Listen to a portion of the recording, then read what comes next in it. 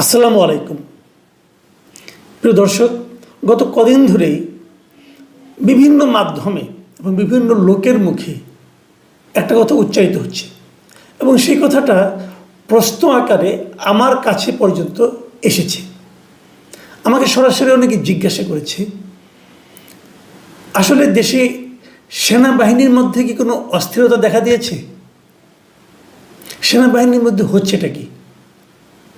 অথবা যদি আমি একটু ঘুরিয়ে বলি, সেনাবাহিনীকে নিয়ে কি হচ্ছে? এই প্রশ্নটা কিন্তু আমার মনে হয় এই মুহূর্তে আলোচনা করা একটু জরুরি হয়ে গিয়েছে। এই কথাটা আমার কাছে আসছে, আমাকে বলা বলি করছে, প্রশ্ন করছে, সেটা আরও দু একদিন হয়ে গেল। আমি আরও আগেই করতে পারতাম, কিন্তু আমি ইচ্ছে করে করিনি। আমি ভেবেছি যে এই একটা সেক্টরকে অন্ততপক্ষে বিতর্কের বাইরে রাখা উচিত। কারণ এটাকে নিয়ে বিতর্ক করলে, এটাকে নিয়ে কচলাকচলি করলে সেটা কারোর জন্যই ভালো কিছু হয় না। এটা একটা শৃঙ্খলা বাহিনী, তাদেরকে একটা নিয়মের মধ্যে চলতে হয়, তাকে নিয়মের মধ্যে থাকতে দেওয়া উচিত। তাদের জন্য অপ্রয়োজনীয় প্রশংসাও যেমন ভালো কিছু নয়, ঠিক একইভাবে তাদেরকে ইরিটেট করা, মানে খোঁচাখুচি করা, এটাও কোনো ভালো ব্যাপার নয়। বাট এই পরের কাজটা আমরা ইদানিং প্রায়ই দেখি। বিদেশ থেকে কিছু কিছু ইউটিউবার আছেন, কিছু কিছু সোশ্যাল নিজেদেরকে তারা আপনার অ্যাক্টিভিস্ট বলেন, তারা আছেন, তারা বেশ অশ্লীল শব্দ ব্যবহার করেন এই বাহিনীর বিভিন্ন কর্মকর্তা সম্পর্কে, বাহিনীর মানে আপনার কর্মকাণ্ড সম্পর্কে। এটা একটা পুরো জাতির জন্য আমি মনে করি একটা মানে ভয়ঙ্কর একটা খারাপ ব্যাপার। যাই হোক, আজকে আলোচনাটা আমি কেন করতে এলাম সেটা বলি। আজকে আমরা দেখলাম, হঠাৎ করে সোশ্যাল মিডিয়াতে দেখলাম বিভিন্ন পত্রিকার যে অনলাইন ভার্সন অথবা আমরা তাদের যে ফেসবুক অ্যাকাউন্ট আছে সেখানেও দেখলাম একটা ভিডিও বা লাইভ দেখেছি আমি।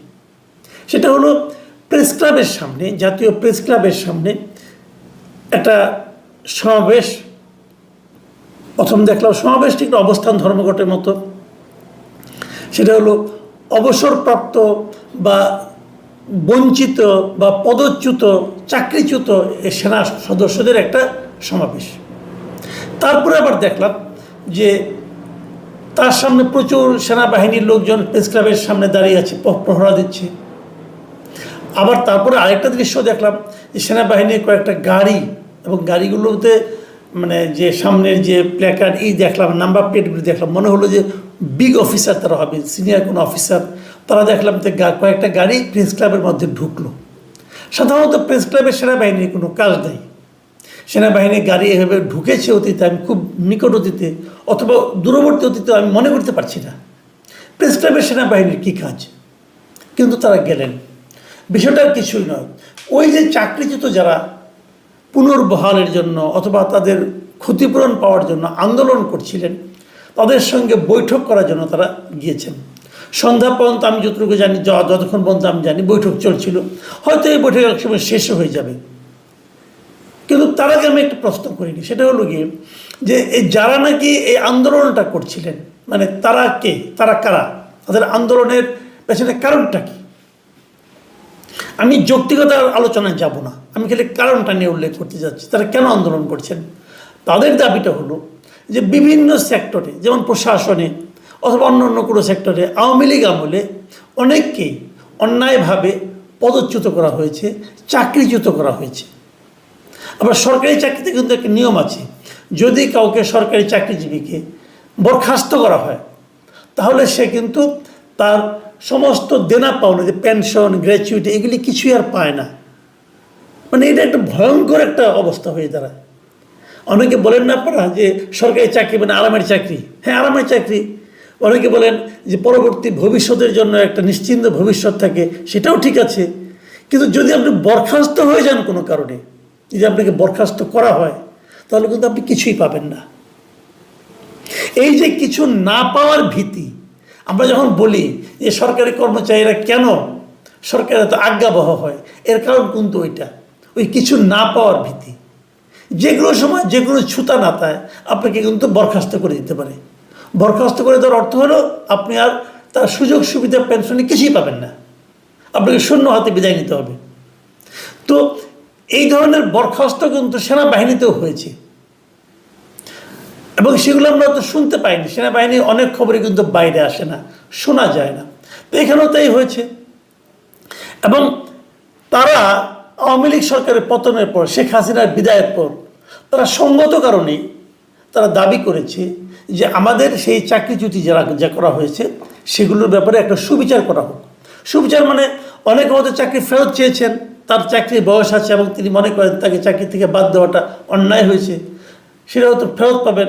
আবার কেউ হয়তো ফেরত পেতে চাচ্ছেন না, ওনারা চাচ্ছেন ওনারা যা যা দেনা পাওনা আছে সেটা যেন সঠিক নিয়মে মিটিয়ে দেওয়া হয় এবং পরবর্তী জীবনে যেন তারা পেনশনটা পান। এই সমস্ত দাবিগুলো নিয়ে অবশ্যই আলোচনা হওয়া উচিত আমি মনে করি। আমি যতটুকু জেনেছি আমাদের আইএসপিআর একটা বিজ্ঞপ্তিও ছিল যে 802 জন এরকম ব্যক্তি তারা আবেদন করেছে সেনাবাহিনীর কাছে যে আমাদের এই ব্যাপারে বিচার করা হোক, আমাদের সুবিচারটা আমরা চাই, আমরা ন্যায্য বিচার চাই। এবং তার মধ্যে এরই মধ্যে যতটুকু আমি জেনেছি শতাধিক মানে প্রায় 106টার মতো আবেদনপত্র চূড়ান্ত নিষ্পত্তির জন্য সংশ্লিষ্ট রেকর্ডে পাঠানো হয়েছে। মানে এগুলো খুব দ্রুতই নিষ্পত্তি হয়ে যাবে। আর বাদ বাকি যে 696টা আবেদনপত্র আছে সেগুলো নিয়ে আরেকটু সময় লাগবে, বাট এগুলো যাচাই বাছাই চলছে। তার মানে পুরো জিনিসটাই কিন্তু একটা প্রক্রিয়ার মধ্যে আছে। এই সময়ে তারা আন্দোলনে নামছেন। এখন কথা হলো আন্দোলনটা কেন? সেনাবাহিনীর পক্ষ থেকে তো বলা হয়েছে তারা এই কাজগুলো করে দিচ্ছে। এর মধ্যে জাহাঙ্গীর গেটে তারা সমাবেশ করতে চাইলো এবং সেই জন্য দেখলাম যে এর মধ্যে কালকেই তো বোধহয় দেখলাম যে সেনাবাহিনী এই সেনানিবাসের আশেপাশে কয়েকটা জায়গায় সমাবেশের করার ক্ষেত্রে এক ধরনের নিষেধাজ্ঞা জারি করা হয়েছে। তো এই ধরনের নিষেধাজ্ঞা আমরা আগেও বহুবার দেখেছি বিভিন্ন জায়গায়, গুরুত্বপূর্ণ জায়গায়, কিন্তু সেনানিবাসের আশেপাশে নিষেধাজ্ঞা কেন? এটা কিন্তু কখনো আমরা এরকমভাবে দেখিনি। অথবা অবসরপ্রাপ্ত সেনাবাহিনীর লোকজনই বা কেন এরকমভাবে বিক্ষোভ, সমাবেশ, অবস্থান, ধর্মঘট এগুলি করছেন? এটাও এরকম কখনো আগে আমরা দেখিনি।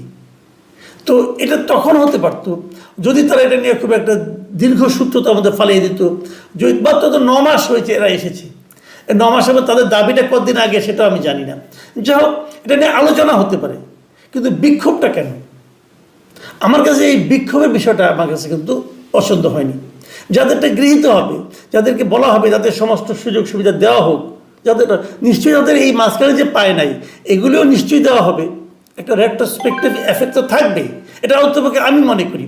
কাজে সেক্ষেত্রে কেন এই ধরনের একটা বিক্ষোভই করতে হচ্ছে, তাও সেনানিবাসের আশেপাশে অথবা প্রেস ক্লাবের মতো জায়গায়, যেখানে করার অর্থই হচ্ছে সারা দুনিয়ার মানুষকে জানিয়ে দেওয়া। এটা কি পৃথিবীর অন্য কোনো দেশে হলে সম্ভব? আমাদের দেখে এটা হচ্ছে কেন? এই জায়গাটা নিয়েই আমার প্রশ্ন। এর পিছনে কি অন্য কোনো কারণ আছে? কেউ কি সেনাবাহিনীকে নিয়ে খেলছে? কেউ কি সেনাবাহিনীর ইমেজকে নষ্ট করার চেষ্টা করছে? দেখুন, সেনাবাহিনীর ইমেজটা কি? আমরা সেনাবাহিনীর অনেক বদনাম করে থাকি। আমরা বিভিন্ন সময়ে বলি, বিভিন্ন আমাদের পট পরিবর্তনে সেনাবাহিনীর নানা রকম ভূমিকা থাকে। কখনো ইতিবাচক ভূমিকা, কখনো নেতিবাচক ভূমিকা, কখনো কখনো ক্ষমতা দখলের মতো কাজও তারা করেছে, একাধিকবারই করেছে। সেই ক্ষমতা দখল যখন হয়ে যায় তখন সেটা নিয়ে নানা রকম আবার কিচ্ছা কাহিনীও হয়, সেগুলো আলাপবাদ। আবার আমরা এবার কি দেখেছি? এবার যে এই হাসিনা সরকারের যে পতনটা হলো, সেই পতনে সেনাবাহিনীর ভূমিকাটা কী ছিল? সেই ভূমিকাটা কিন্তু ছিল ইতিবাচক। ইতিবাচক মানে কি? আমার বিবেচনায় ওই সময় সেনাবাহিনী এমন একটা ভূমিকা না রাখলে কি হতো জানি না, তবে 5ই আগস্টে যে শেখ হাসিনা দেশ ছেড়ে পালিয়ে যেতেন না এটা আমি নিশ্চিত। কাজে সেনাবাহিনীর ভূমিকা ছিল জনগণের পক্ষে। সেনাবাহিনীর ভূমিকা, সেনাবাহিনী কিন্তু সরকারের একটা অংশ, কিন্তু সরকারের অংশ হয়েও এবারের এই গণ আন্দোলনের সময় অগাস্ট মাসের 5 তারিখে সেনাবাহিনী কিন্তু সরকারের পক্ষে কাজ করেনি, বরং জনগণের পক্ষে কাজ করেছে। আমি তো মনে করি এই জন্য সেনাবাহিনীর যিনি প্রধান, সেনাপ্রধান এবং পুরো সেনাবাহিনী সবাইকে সাধুবাদ দেওয়া উচিত। আমরা সেই কাজটা না করে কদিন যেতে না যেতেই আমরা দেখলাম এই উস্কানিটা বেসিক্যালি এসেছে ওই প্যারিসে অবস্থানরত ওই ভদ্রলোকের কাছ থেকে, তারপরে আমেরিকার অবস্থানরত তার আরেক ইয়ার দোস্তের কাছ থেকে দেখলাম তারা নানাভাবে সেনাপ্রধানকে নিয়ে নানা রকম মানে কিচ্ছা কাহিনী অশ্লীল কথাবার্তা বলতেছেন।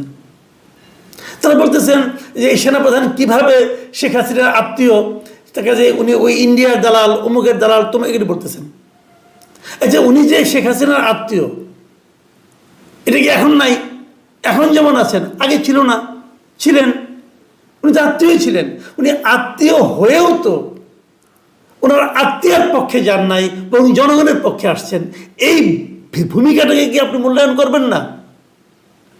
আমি বুঝি না ওনার বিরুদ্ধে খেপিয়ে দিয়ে লাভ কি? ওনাকে সরিয়ে দেওয়ার চেষ্টা কেন চলছে, তো বিদেশে বসে বসে? এবং তার এখানে কিছু মুরিদ টুরিদ আছে, ওই ব্রাহ্মণ পীরের কিছু মুরিদ আমাদের এখানে আছেন, তারা এটা নিয়ে লাফালাফি করছে কেন? এবং এদের ব্যাপারে সরকারও কোনো ভূমিকা নিচ্ছে না। আমি যতটুকু জানি এই সরকারের উপর ওই দুই ব্যক্তির আবার প্রচণ্ড প্রভাব। তারা যাকে যাকে নিয়োগ করতে বলা হয় তাকে নিয়োগ করা হয়। এবং এখন আমাদের এখানে একজন ব্যক্তি আমাদের এখানে জাতীয় নিরাপত্তা উপদেষ্টা যাকে নিয়োগ করা হয়েছে, তাকে নিয়োগ করার পর ওই প্যারিসের অবস্থানত ভদ্রলোকের সে কি উল্লাস! উনি বলেছেন যে এইটা একটা মহান নিয়োগ হয়েছে। তার মানে তখন বোঝাই গিয়েছিল উনি তারই প্রার্থী ছিলেন, তারই ক্যান্ডিডেট উনি। দেখুন এগুলি কেন? এগুলোর মাধ্যমে আমরা আসলে কি করতে চাচ্ছি? আমরা কি যে সেনাবাহিনী জনগণের পক্ষে থাকলো আমাদের আন্দোলনের সময়, তাকে আমরা কেন জনগণের মুখোমুখি দাঁড় করিয়ে দিয়ে যাচ্ছি? তাকে আমরা কেন জনগণের কাছে অজনপ্রিয় করতে চাচ্ছি? এর পেছনে উদ্দেশ্যটা কি? দেখুন অনেক আলোচনা হচ্ছে সরকারের প্রায়োরিটি কি।